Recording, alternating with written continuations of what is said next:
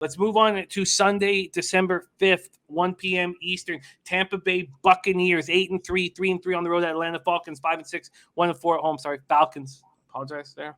Mercedes-Benz Stadium in Atlanta, Georgia. Let's start with the market in this one or two.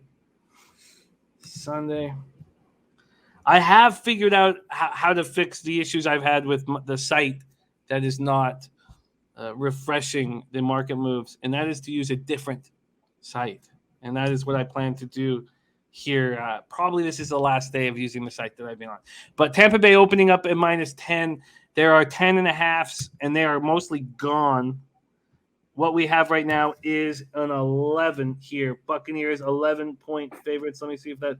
Yes, 11-point favorites at most books.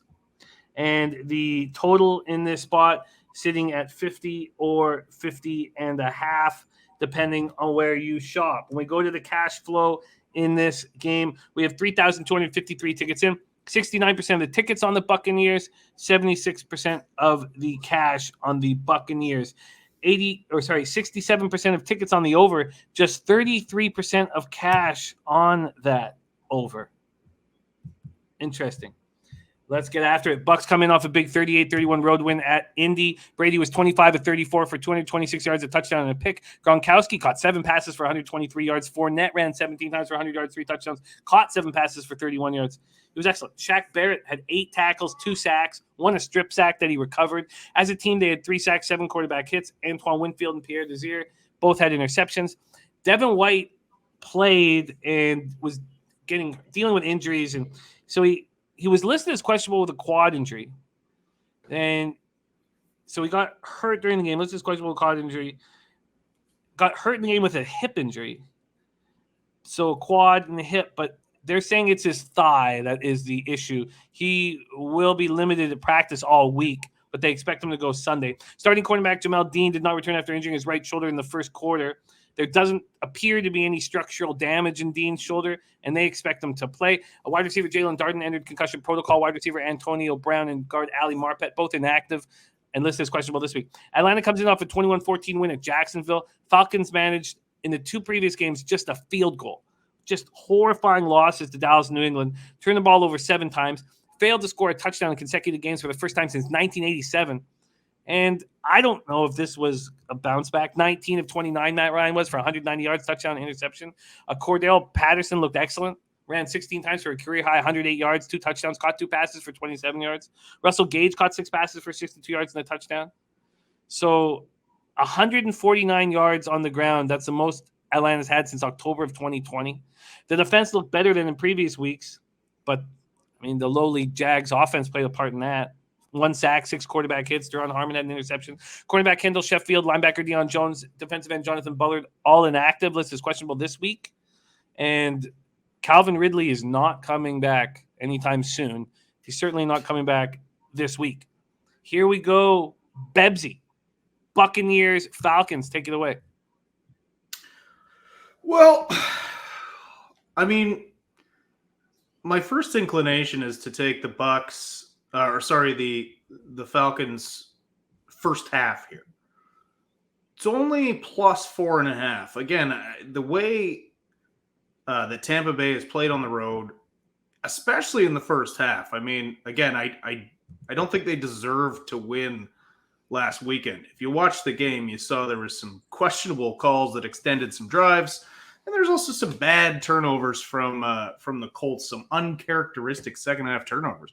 Colts were dominating in the first half. And this Atlanta team, as much as we rip on this team all the time, we say their name correctly or incorrectly, depending on what country you live in. They're not bad. They're not a terrible team. They're still 5-6. They're still technically in the hunt. So I just think this is too many points to give a Tampa team that has not been great on the road. Yeah, they did win 48-25. That's why I don't see them dominating again. I agree. I agree that the Buccaneers don't seem to be covering spreads on the road, and they certainly just did in Indianapolis against a much better team than the Falcons. But that was at 3 points, 3.5. This is 11. Yeah. Danny Lopez. They're 5-6. They're not good, but they're also not bad. Yeah, I mean, if we want to talk records, they're a half game behind the Colts, which is shocking. Dennis Garcia says veteran team could care less about seeding. Tampa Bay will play 3 road games again if they have to. Turnsey says the Blues are getting lit up. I don't like hearing that, but at least we got the Red Wings up. All right. Tricky spot. Harold Williams is actually Atlanta's actually worse than their record. I agree with that. Burgundy Bet says Gronk props continue to be undervalued in this spot. And Vitalis giving the chat a prop for the Falcons game. Zacchaeus under in yards. Zacchaeus has 23 yards or fewer in 5 of 6 games without Calvin Ridley, who is not returning anytime soon. This game is not appealing to me at all. I don't want Tampa on the road, but if I'm going to bet them on the road, I want them in a dome. So it's – and then Viper says I like the over here, but I can't rely on the Falcons' offense score at all, so I will pass. Well, then, if we can't rely on the Falcons' offense at all, you would think, well, we'll take the Buccaneers team total. But if the Buccaneers are way up going into the second half, then they're going to, take their foot off the gas and run the ball nonstop. And then you might want them first half, but you've already heard Bebsie saying they don't come out of the gate that fast. Let's get a first half team total here. The first half team total is at 15.5 for the Buccaneers. 15.5. Falcons team total is at 9.5, heavily juiced to the over. Damon Santori says awful who Atlanta has beaten. This game I don't find. There's a lot of spots I do find appealing on the board. This isn't one of them. Bebsie, is there anything you want to make official here in Bucs Falcons?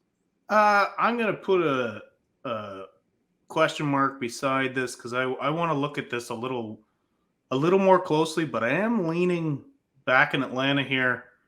And if I were to bet the total, I think I would bet the under here because even though it was 48-25 earlier this season, I don't think we're going to see the same type of game. So I would lean under. Probably not going to bet the total, but I think by Sunday I'll be backing Atlanta either first half or full game. Damon Santori says that, and the longer you wait, usually the better in a Buccaneers game. Atlanta has, if you're fading the Bucs, Atlanta has beaten Lawrence, Simeon, Brissett, Zach Wilson, and Daniel Jones. That's from Damon. All future Hall of Famers. Mr. Funbook says Tampa played 3 games in the Dome this year: Rams, Saints, and Colts, and they're 1-2. But they are a different team in the second half of the year. Turnsey says Atlanta team total over first half is easy money. That's at 9.5 juice to the over. Nuke Worker says, I won't bet this, but Atlanta or nothing.